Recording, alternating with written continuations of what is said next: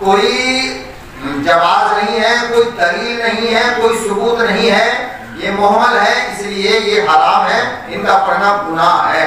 اور میں نے 21 سال تک پڑھائی ہے، لیکن جب تک مجھے معلوم نہیں تھا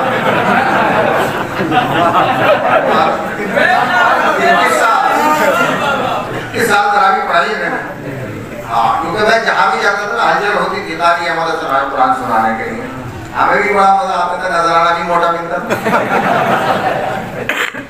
تو یہ بات آپ کو سمجھ میں آ گئی کہ نہیں؟ کیونکہ دوپہر کی مجلس میں اور آپ کی مجلس میں فرق یہ ہے کہ وہ مجلس کسی اور ٹاپک پہ تھی، آگے جو مجلس پڑھ رہا ہوں میں اپنے ذہن کی بات تمہارے دماغ تک منتقل کروں، اس لیے آہستہ آہستہ پڑھ رہا ہوں، جیسے کہ ماسٹر اپنے بچوں کو سمجھاتا ہے۔ اب دوسری جو فرمائش ہمارے علی رضا بھائی نے کی تھی وہ یہ کی تھی کہ قاری صاحب یا علی مدد کو قرآن سے ثابت کر دیجیے گا۔ تو ظاہر بات ہے کہ آپ لوگ بچپن سے آپ کے دادا پردادا یا علی مدد کہتے چلے آئے ہیں، اور یہ کہنا جائز بھی ہے، اور اگر میں یہ کہہ دوں کہ یا علی مدد کہنا سنت ہے تو بے جانا ہوگا۔ اور دوسری بات یہ کہ اب تک جو ہمارے علماء کرام دلائل دیتے تھے وہ دلائل ان کے بڑے کمزور تھے، اس لیے وہ لوگ ہمارے اوپر حاوی ہو جاتے تھے اور ہمارے علماء کمزور پڑ جاتے تھے۔ سب سے پہلی بات ان کی یہ تھی، سب سے پہلی دلیل یہ تھی ایاک نعبد و ایاک نستعین، کہ اس کا ترجمہ یہ ہے کہ اے اللہ ہم تیری ہی عبادت کرتے ہیں، تجھ ہی سے مدد چاہتے ہیں۔ تو معلوم یہ ہوا کہ عبادت بھی اللہ کی ہوگی اور مدد بھی اللہ ہی سے مانگی جائے گی، نہ عبادت کسی کی ہو سکتی ہے نہ مدد کسی سے مانگی جا سکتی ہے۔ اگر کوئی دوسرے کی عبادت کرے تو دوسرے کی عبادت کرنا بھی شرک، دوسرے سے مدد مانگنا بھی شرک۔ یہ قرآن کی آیت ہے، اب اس کا کوئی انکار بھی نہیں کر سکتا۔ ہر آدمی آ کے حیران و پریشان ہو جاتا ہے، یار دلیل بڑی کمزور، دلیل بڑی مضبوط ہے، بڑی قوی دلیل ہے، تو ہم یا علی مدد کہیں گے نہیں۔ بہت سے لوگوں نے یا علی مدد کہنا چھوڑ دیا، اور کئی سال سے فون آ رہے تھے کہ قاری صاحب اس کا جواب ضرور دے، اس کا جواب ضرور دے، لیکن میں مصروف تھا اس لیے جواب نہیں دے پایا۔ تو عزیزان ملت اسلامیہ، جہاں سوال ہوتا ہے وہیں جواب ہوتا ہے، جہاں کھویا جاتا ہے وہیں پایا جاتا ہے۔ اور منافق جو ہوتا ہے نا بے وقوف ہوتا ہے، خدا جب دین لیتا ہے تو عقل چھین لیتا ہے۔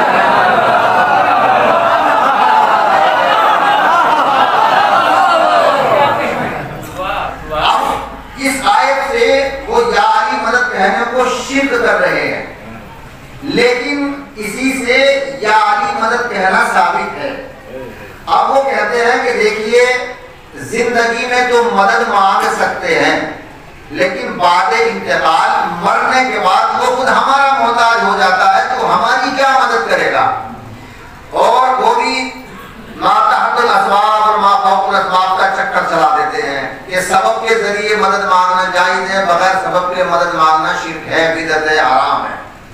تو زندگی میں مدد مانگنا جائز ہے اور انتقال کے بعد مدد مانگنا شرک ہے۔ اب میں یہ کہنا چاہتا ہوں پوری دنیا کے لوگوں سے، ان لوگوں سے بالخصوص جو یا علی مدد کو شرک کہتے ہیں، یہ میری جو تقریر ہے پوری دنیا کے اندر گردش کرے گی اور اسی کے ذریعے تبلیغ ہو جائے گی کہ اللہ نے ارشاد فرمایا ہے ایاک نعبد و ایاک نستعین، کہ ہم تیری ہی مدد، تیری ہی عبادت کرتے ہیں، تجھ ہی سے مدد چاہتے ہیں۔ تو اس میں نہ تو زندگی کا سوال ہے نہ مرنے کے بعد کا سوال ہے۔ اس میں یہ نہیں کہا گیا کہ زندگی میں مدد مانگو یا مرنے کے بعد مدد مانگو۔ اگر مرنے کے بعد مدد مانگنا شرک ہے تو پھر زندگی میں بھی شرک ہے، کیونکہ یہاں مطلق بات ہے، یہاں مقید نہیں ہے۔ اللہ نے ڈائریکٹ فرمایا ایاک نعبد و ایاک نستعین، کہ اس طرح سے دعا کرو کہ ہم تیری ہی عبادت کرتے ہیں، تجھی سے مدد چاہتے ہیں۔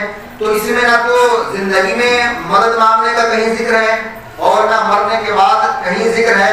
اگر مرنے کے بعد مدد مانگنا شرک ہے تو اسی طرح سے پھر زندگی میں بھی مانگنا شرک ہے، اور اگر زندگی میں مدد مانگنا غیر اللہ سے جائز ہے تو پھر مرنے کے بعد بھی جائز ہے۔ تو جو دلیل تمہاری شرک کی ہے وہی دلیل ہماری جواز کی ہے، وہی دلیل ہماری جائز ہونے کی ہے۔ اگر اللہ تبارک و تعالیٰ اس میں کلیئر کر دیتا، مقید کر دیتا کہ زندگی میں تو مدد مانگ سکتے ہیں لیکن انتقال کے بعد مدد نہیں مانگ سکتے، لیکن اللہ نے اس طرح کی کوئی وضاحت اس میں نہیں دی ہے۔ تو اللہ نے کلیئر فرمایا ایاک نعبد و ایاک نستعین، اے اللہ ہم تیری عبادت کرتے ہیں اور تجھ سے مدد چاہتے ہیں۔ اگر اسی موضوع پہ تقریر کی جائے تو کافی وقت چاہیے، مجلسیں بہت پڑھی جا سکتی ہیں، کتابیں بہت لکھی جا سکتی ہیں، تو صرف مجھے 2 پوائنٹ نکالنے ہیں، اور وہ یہ ایک تو جملہ معترضہ کہ اگر مرنے کے بعد مدد شرک ہے تو اس میں زندگی میں بھی شرک ہونی چاہیے، اور اگر زندگی میں جائز ہے تو مرنے کے بعد بھی جائز ہے۔ تو ایک دلیل تو یہ ہوئی۔ نمبر 2، اللہ تبارک و تعالیٰ نے قرآن عظیم میں ارشاد فرمایا یا ایھا الذین آمنوا ان تنصروا اللہ ینصرکم، اے ایمان والو تم میری مدد کرو تو میں تمہاری مدد کروں گا۔ اب یہ کہہ دو نا، کوئی انسان نہیں کہہ رہا، بندہ نہیں کہہ رہا، مخلوق نہیں بلکہ خالق کہہ رہا ہے۔ ابھی تو کہہ رہا تھا کہ میرے علاوہ کسی سے مدد نہ چاہو، جو منع کر رہا ہے وہی کہہ رہا ہے کہ تم میری مدد کرو میں تمہاری مدد کروں۔ جو منع کر رہا ہے وہی کہہ رہا ہے کہ تم میری مدد کرو تو میں تمہاری مدد کروں گا۔ اب اللہ تبارک و تعالیٰ ہماری مدد کا محتاج نہیں ہے، اور اللہ تبارک و تعالیٰ نظر بھی نہیں آتا، تو ہم مدد کس کی کریں؟ اے اللہ تو ہمیں نظر نہیں آتا، دکھائی نہیں دیتا، تو تیری مدد کیسے کریں؟ تو عزیزان ملت اسلامیہ قرآن کریم میں موجود ہے من یطیع الرسول فقد اطاع اللہ، کہ جس نے رسول کی اطاعت کی اس نے خدا کی اطاعت کی۔ تو نتیجہ نکل گیا کہ جس نے رسول کی مدد کی اس نے خدا کی مدد کی۔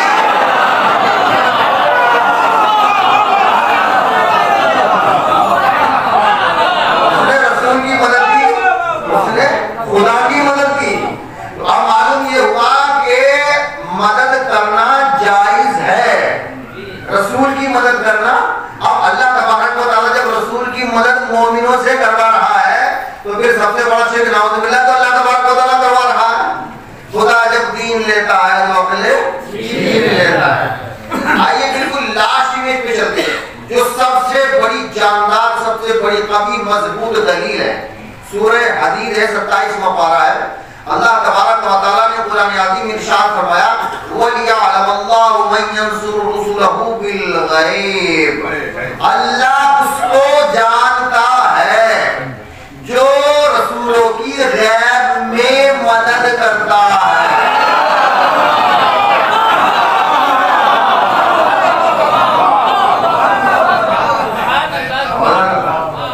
اب اس میں کتنے نقطے ہیں؟ اللہ اس کو جانتا ہے، یعنی جو اللہ جس کو جانتا ہے وہ اللہ نہیں ہے، وہ غیر اللہ ہے۔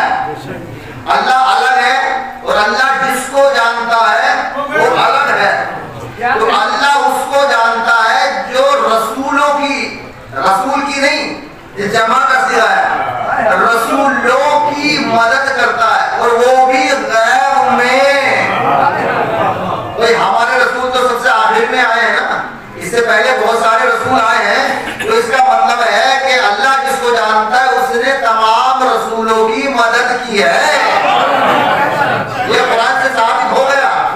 اور وہ بھی غیب میں، تو جو غیب میں رسولوں کی مدد کرتا ہے اللہ اس کو جانتا ہے۔ تو معلوم یہ ہوا کہ غیب میں مدد کرنا بھی ثابت ہو گیا، غیب میں مدد ثابت ہو گئی۔ اب چاہے جس نے کی، جس نے کروائی، جس کی لیکن غیب میں مدد تو ثابت ہو گئی۔ جب غیب میں مدد ثابت ہو گئی تو جو لوگ یہ کہتے ہیں کہ غیب میں مدد مانگنا شرک ہے، تو اب ان کا یہ جملہ بالکل غلط ہے، یہ جو ان کا سوال ہے، اعتراض ہے، بالکل باطل ہو جاتا ہے۔ اب اس آیت کے تحت غیب میں مدد جائز ہے، یہ ثابت ہو گیا۔ تو اب جو لوگ یہ کہتے ہیں کہ جعلی مدد کہنا شرک ہے، انہوں نے قرآن کا انکار کیا، اور قرآن کا انکار کرنے والا کافر ہے۔ اب جو نتیجہ نکلتا ہے وہ یہ نکلتا ہے کہ جو جعلی مدد کہنے کو کفر کہے، شرک کہے، بدعت کہے، حرام کہے، وہ خود کافر ہو جاتا ہے۔ جعلی مدد کہنا کفر شرک نہیں ہے، بلکہ جو جعلی مدد کو شرک کہتے ہیں وہ کہنے والے خود کافر ہیں۔ اچھا، اب ہمیں پتہ یہ لگانا ہے کہ جو غیب میں مدد کرتا ہے اللہ اس کو جانتا ہے، وہ ہے وہ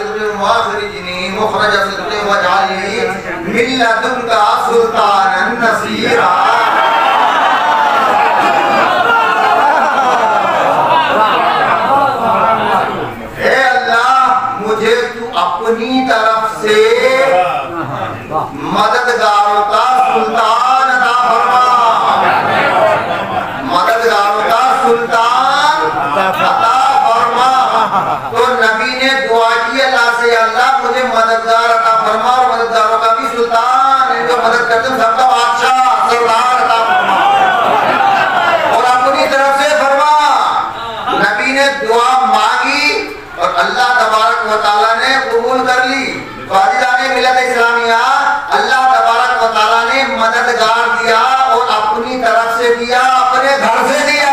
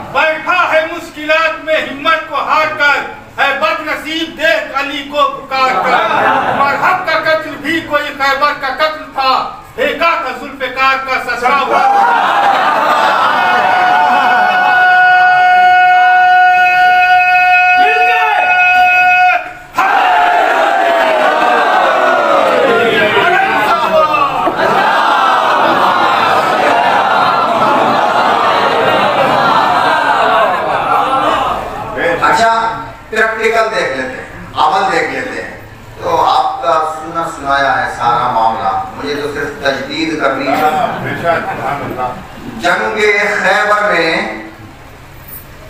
39 دن تک کوئی نتیجہ نہیں نکلا۔ حضرات جاتے تھے بخیر و عافیت واپس آ جاتے تھے۔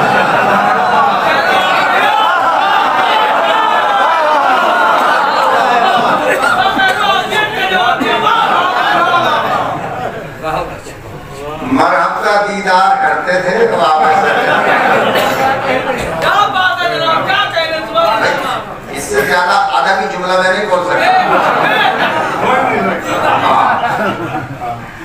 جاتے رہے آتے رہے، وقت گزرتا رہا۔ اب وہ یہودی جو تھے خیبر کے، وہ بھی بڑے چست چالاک تھے۔ انہوں نے کہا یار مٹھی بھاری فوج ہے، اس کو ختم کر کے الگ کرو، محاصرہ ٹوٹ جائے گا۔ تو مرحب نے کہا مقصد محاصرہ ٹوٹنے کا، ہارنے کا اور جیتنے کا نہیں ہے، مقصد ہے مسلمانوں کے نبی کو جھوٹا کرنا۔ مسلمان نبی کو، کیونکہ مسلمانوں کے نبی نے کہا ہے نا کہ ہم 40 دن میں خیبر کا قلعہ فتح کر لیں گے۔ اب 39 دن تو ہو گئے، ایک دن تو باقی ہے، ایک دن اور صبر کر لو، مسلمانوں کا نبی جھوٹا ہو جائے گا تو اپنا کام بن جائے گا۔ لیکن جس کو اللہ رکھے اس کو کون چکے؟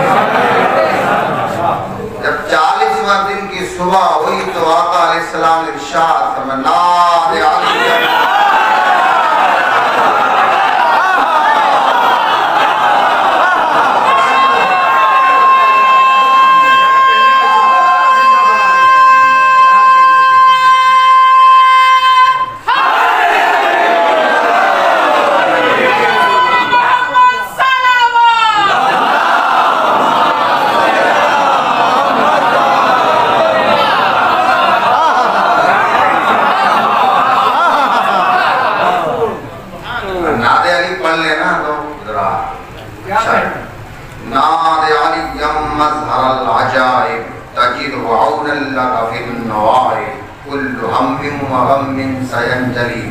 بعظمتك يا الله يا الله يا الله، بنبوتك يا محمد يا محمد يا محمد، بولایتك يا علی۔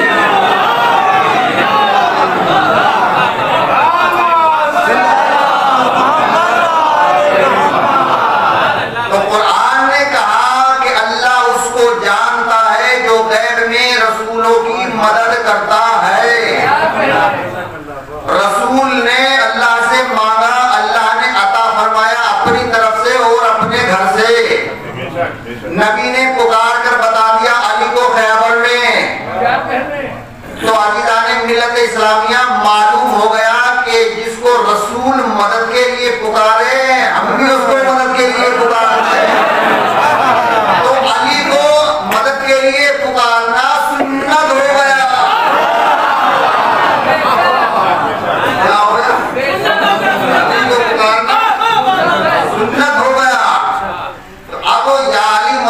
شرک نہ کہنا، ورنہ جہنم سے تمہیں کوئی بچانے والا نہیں ہے۔ اس لیے کہ یہ جنت اور جہنم جو بانٹیں گے نا وہ علی بانٹیں گے۔ اب اگر تمہیں جہنم میں جانا ہے تو شرک کے فتوے لگاتے رہو، اور اگر جنت میں جانا ہے تو علی کو دل سے ملا لو، دل سے لگا لو، دل میں بسا لو، تبھی نجات ہو سکتی ہے۔ یہ تمہید تھی، اب میں اپنی تقریر کو یہاں سے شروع کرتا ہوں۔ وَلَا تَلْبِسُوا الْحَقَّ بِالْبَاطِلِ وَتَكْتُمُوا الْحَقَّ وَأَنْتُمْ تَعْلَمُونَ، کہ حق اور باطل کو ایک جگہ نہ ملاؤ جبکہ تمہیں معلوم ہو کہ حق کیا ہے اور باطل کیا ہے۔ ہمارے یہاں ہوتا کیا ہے کہ صحابہ کو فضیلت دی جاتی ہے اور اہل بیت کو نہیں دی جاتی، کہ اہل بیت کا مرتبہ تو تیسرے چوتھے زیادہ تر چوتھے نمبر پہ ہے، اور آج کل کچھ لوگ 10ویں نمبر پہ لے آئے، گھٹاتے گھٹاتے گھٹاتے گھٹاتے 10ویں نمبر پہ آ رہے ہیں۔ صرف ایک جملہ بتاتا ہوں کہ صحابی میں اور اہل بیت میں فرق کیا ہوتا ہے۔ ہم لوگ نماز پڑھتے ہیں اور نماز میں درود پاک پڑھتے ہیں۔ درود پاک میں اگر صحابی کا نام لے لیا جائے تو نماز ہو جائے گی؟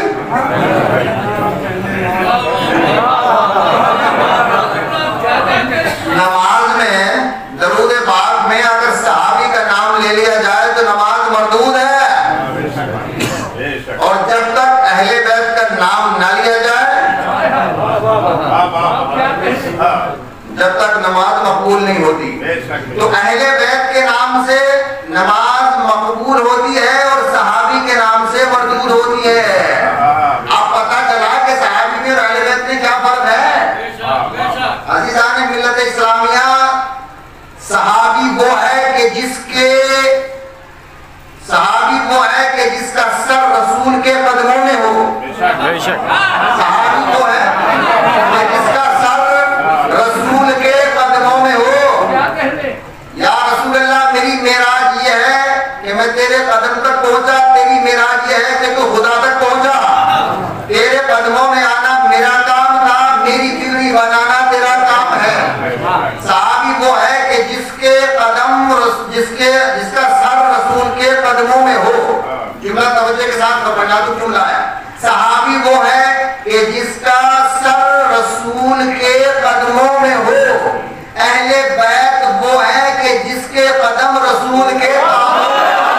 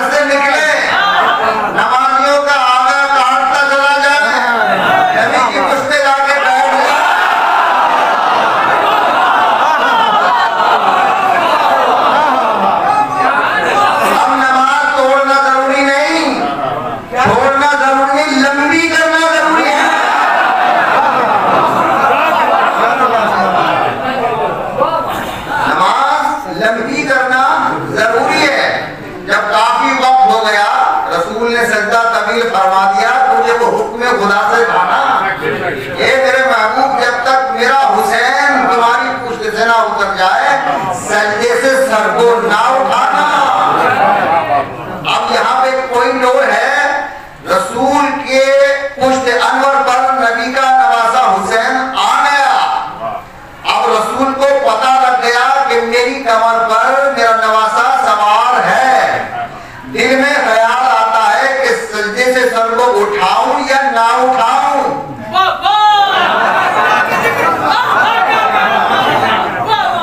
اٹھاؤں یا نہ اٹھاؤں. پھر خیال آتا ہے کہ حسین اتر جائے گا تب سجدے سے سر کو اٹھاؤں گا. تو بار بار خیال آ رہا تھا کہ حسین اترا کہ نہیں اترا. زبان کہہ رہی تھی سبحان ربی جل اعلیٰ, دل کہتا حسین اترا کہ نہیں اترا. سبحان ربی جل اعلیٰ, حسین اترا کہ نہیں اترا. خدا کی عبادت بھی ہو رہی ہے, حسین سے محبت بھی ہو رہی ہے.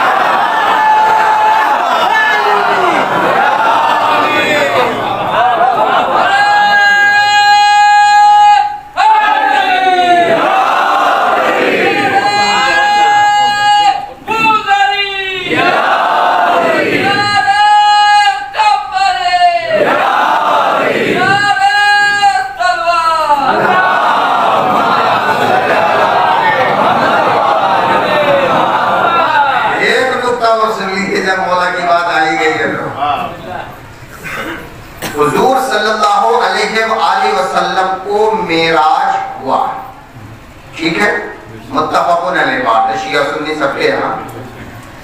اس معراج میں راز یہ ہے, پوائنٹ یہ ہے, حکمت یہ ہے کہ جب اللہ تبارک و تعالیٰ نے اپنے محبوب جناب محمد رسول اللہ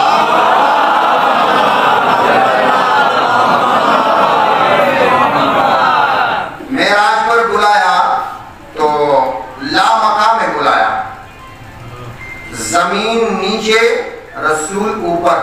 بے شک. اب آپ ذرا سبحان اللہ کہتے رہیں گے, عبادت بھی ہوتی رہے گی. جب میں آپ کا اشارہ کروں تو مجھے سبحان اللہ چاہیے. ساتوں زمین نیچے رسول اوپر, ساتوں زمین نیچے رسول اوپر, ساتوں آسمان نیچے رسول اوپر, کعبہ نیچے رسول, آدم نیچے رسول, نوح نیچے رسول, ابراہیم نیچے رسول, اسماعیل نیچے رسول, یعقوب نیچے رسول, یوسف نیچے رسول, اور سے بولو رسول, رسول, داؤد نیچے رسول, سلیمان نیچے رسول, موسیٰ نیچے رسول, عیسیٰ نیچے رسول, عرش کرسی نیچے رسول, بیت النور نیچے رسول, بیت المعمور نیچے رسول, سب کچھ نیچے رسول, ساری کائنات نیچے رسول اوپر ہے. اس جملے کو نوٹ کر لیجیے گا, دماغ میں بٹھا لیجیے گا, اس لیے میں نے آپ کو سبق یاد کرایا تاکہ آپ بھول نہ سکیں. ایک وقت یہ ہے کہ رسول اوپر ہے اور ساری کائنات نیچے ہے, ساری کائنات نیچے اور رسول اوپر ہے. لیکن اسی سورج نے, اسی زمین نے ایک نظارہ ایسا بھی دیکھا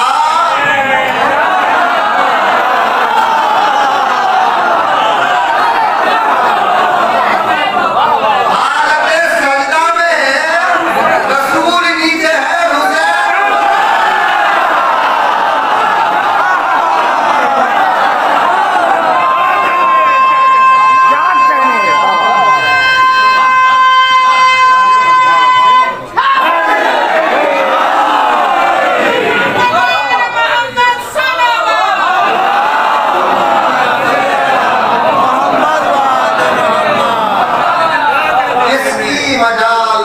حسین سر کو اٹھا سکے, کس کی مجال سجدے سے سر کو اٹھا سکے جب تک نبی کی پشت پر بیٹھا حسین. سجدہ لمبا ہو گیا تو صحابہ کرام رضی اللہ تعالی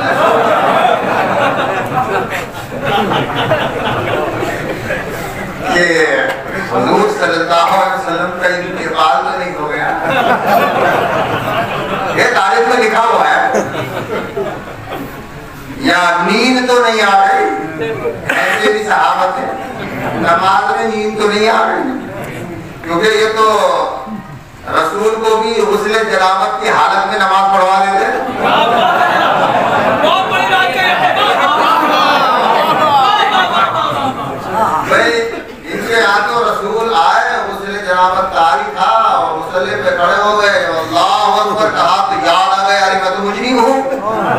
نماز کو توڑا، گھر گئے، غسل کیا، تو جب ادھر سے واپس آئے تو بالوں سے پانی ٹپک رہا تھا، دوبارہ آ کے نماز پڑھائی، لا حول ولا قوت الا باللہ۔ تو جو اپنے رسول کو نہیں چھوڑتا وہ تمہیں چھوڑ دے گا۔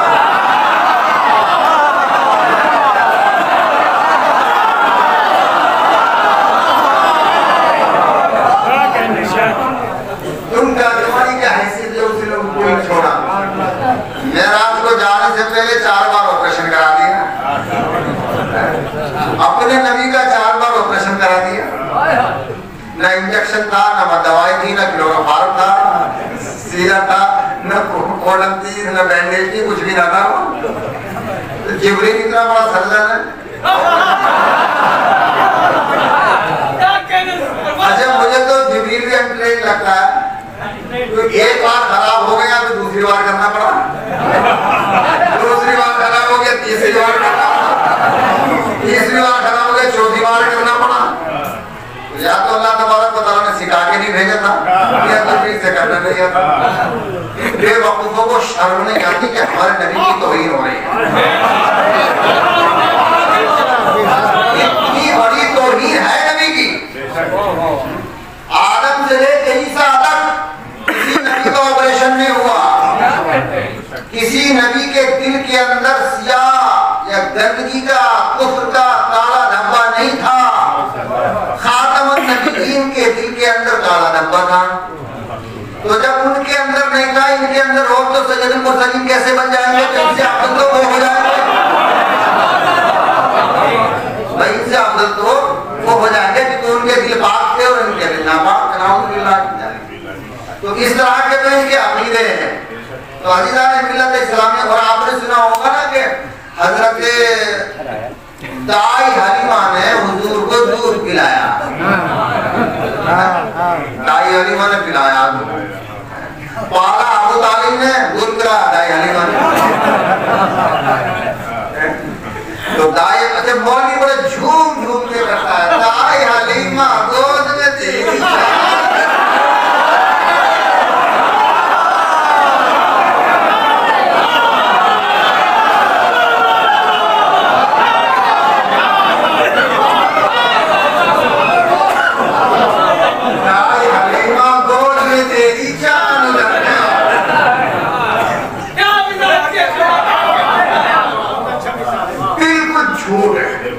سفید جھوٹ، اس طرح سے دن کو 12 بجے سورج کا انکار نہیں ہو سکتا نا،